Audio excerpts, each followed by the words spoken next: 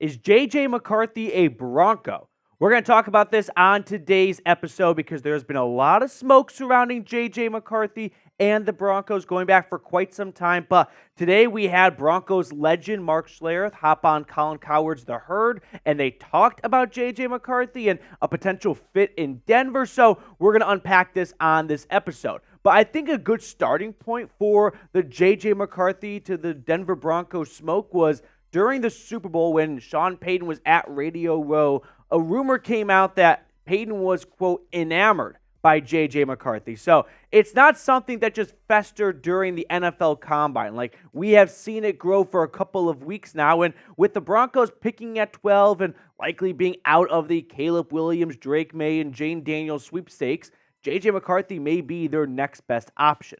Now, here's what Mark Schlereth had to say when he was on Colin Cowherd's The Herd podcast today. He's one of one when it comes to pre-snap recognition and NFL-style pre-snap offense. So you have to understand that college football has gotten to the point where it's very static formationally. You're going to basically not have progression throws. You're going to pick your number one target and say, that's the guy I want to throw it to. There's no real progression.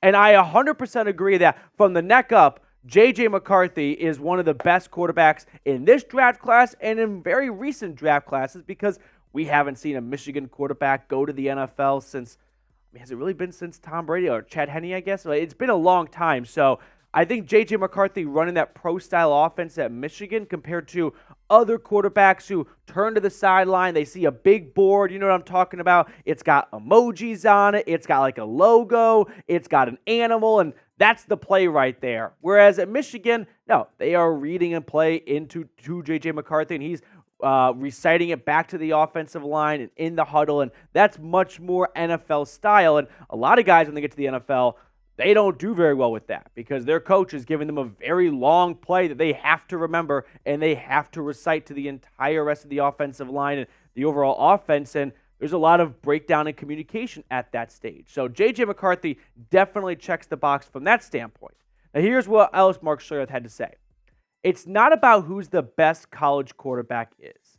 It's about who's the best college quarterback with the most transferable skills. J.J. McCarthy is probably the only guy who runs an NFL pro-style offense at the line of scrimmage.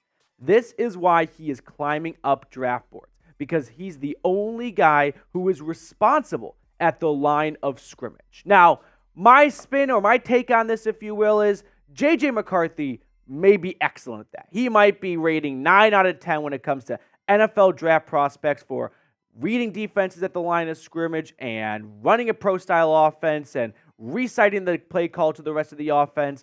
That may all be true and dandy.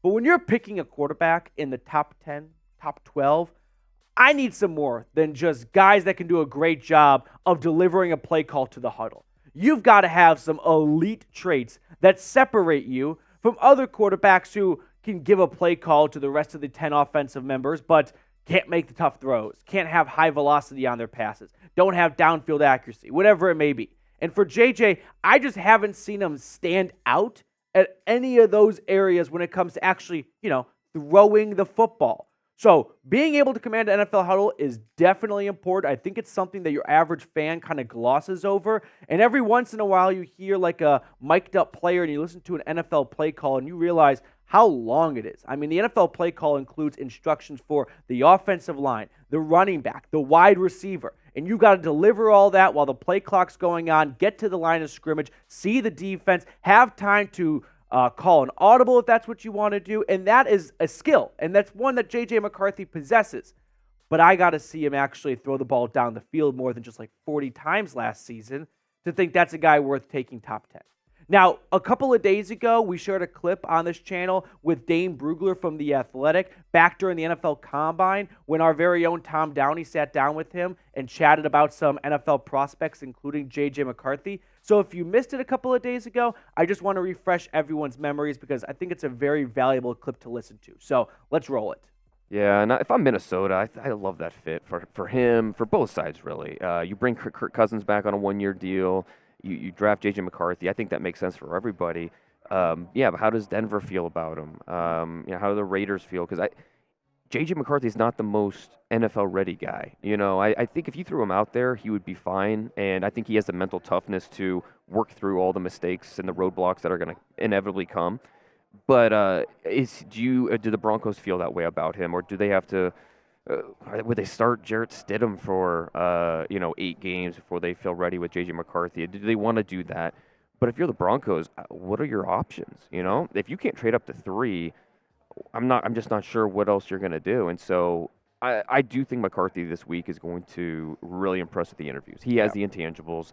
I know fans get annoyed when you talk about win-loss record, but teams care about it, so it's a relevant stat. And JJ McCarthy, 36-2 in high school with a state championship, 27-1 with a national championship in Michigan. That kind of thing matters to teams. And 750 dropbacks, not ideal, but Anthony Richardson had 400 some, and he went top 5 last year. So I think teams would be willing to look past that if they believe in the player and the person. And I think one of these teams in the top 12 to 13 picks, that somebody will.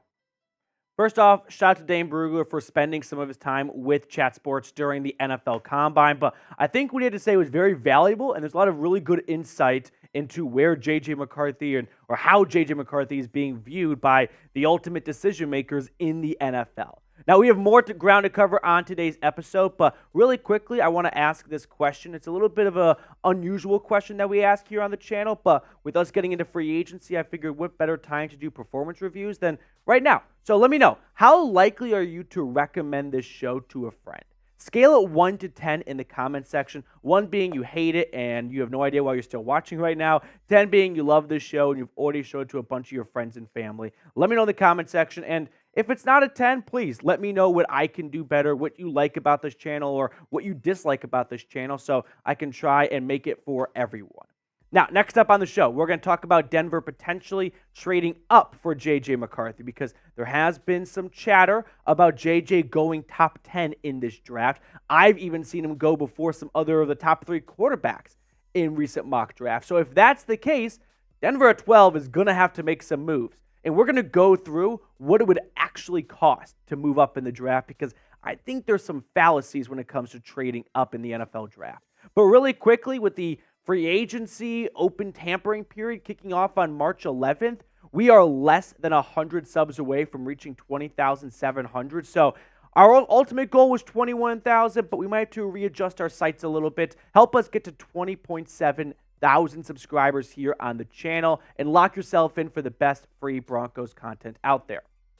Now let's remind everyone's memories about what the NFL draft order looks like this year. Of course, Denver sitting at 12, right behind the Minnesota Vikings, right ahead of the Las Vegas Raiders. So 3 teams, 11, 12, and 13, all hungry for a quarterback potentially, depending on what happens with Kirk Cousins. So let's talk about Denver moving into the top 10 potentially. Because if they really do love JJ McCarthy, well, Sean Payton showed us in New Orleans that he's not going to sit on his hands during the draft. The Saints have made tons of trades with Payton at the helm to move up in the draft and to get their guys. So he's no stranger to pulling the trigger on a trade to go get the star player he is searching for. And last week, we had a really juicy report from ESPN come out where they talked about what they heard during the Combine. And this is what Dan Graziano said. I still think teams are higher on Michigan QB JJ McCarthy than a lot of people on the outside think, and I wouldn't be surprised to see him picked in the top 10.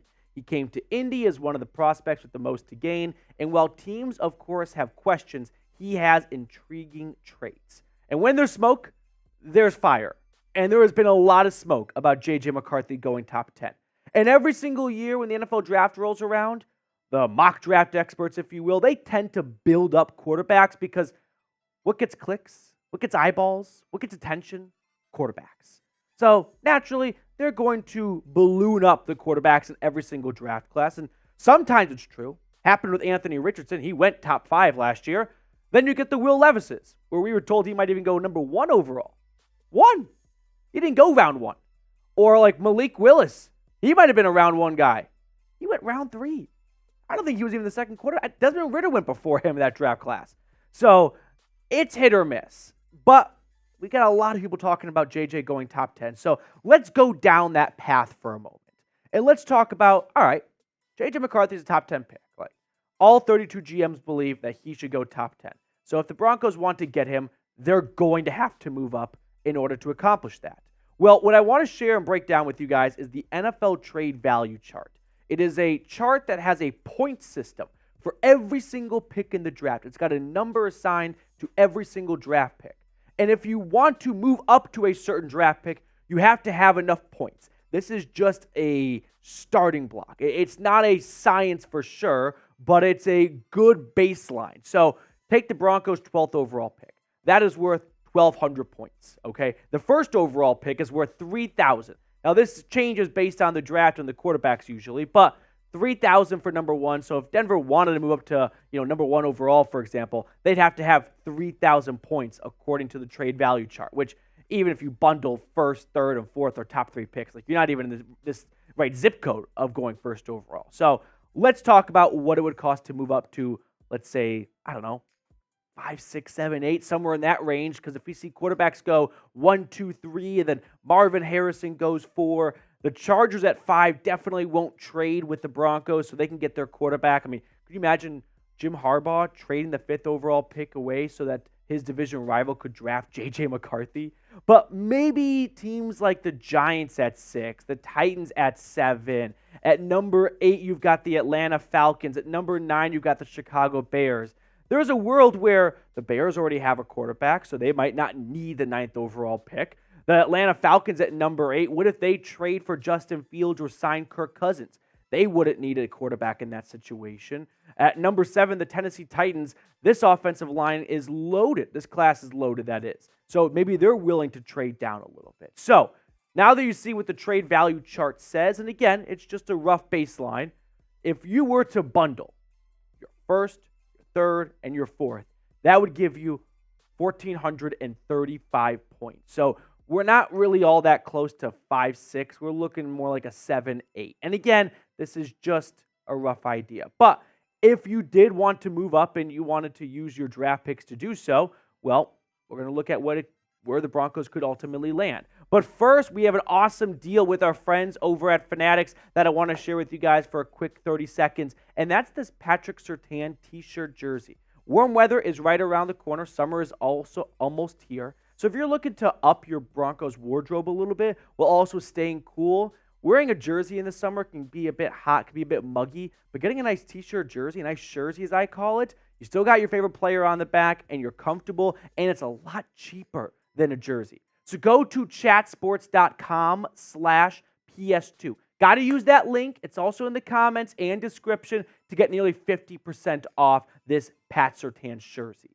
So let's talk about the Broncos maybe moving up with the Falcons, right? Let's say Atlanta addresses their quarterback issues in the free agency period via trade with Fields or signing Kirk Cousins, and they're open to moving back because maybe they gave up a pick for Kirk Cousins or for Justin Fields, all right? Broncos get the 8th overall pick.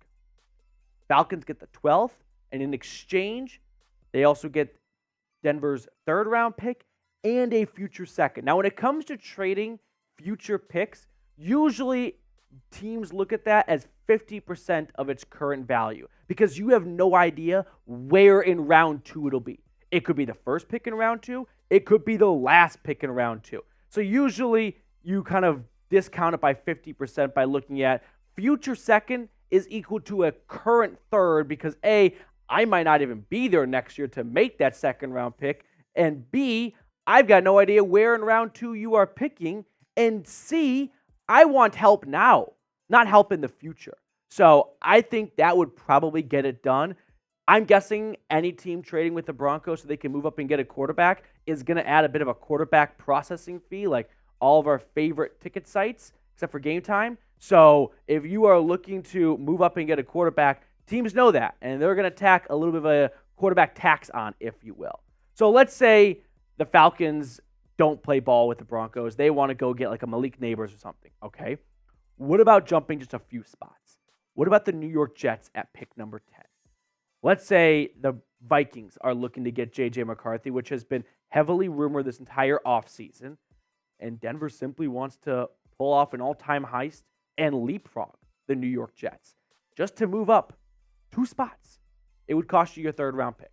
I think that's a good gauge and a good rough range of what it would cost to go from 12 to 10 so that the Denver Broncos can make a selection before the Minnesota Vikings if they believe the Vikings are going to go after JJ McCarthy. So those are 2 trade projections to give you a rough idea of what it might cost to move up. And, well, we haven't even talked about whether or not the guy's worth moving up for, right? Is this a player that you feel is worth trading up in the draft to secure? I go back and forth on JJ McCarthy. I don't know if I've ever seen a quarterback benefit so much from not playing quarterback. Like, his stock has dramatically risen since he stopped playing. I don't think anyone was really talking about him being a first-round guy back in November and December. And somehow not playing football has actually benefited him more than when he did play football. And personally, I don't think he is worth a top 10 pick. Round 2, okay. If it doesn't work out, it's not going to sink your franchise by missing out on a second rounder. Top 10, top 12, you got to hit that.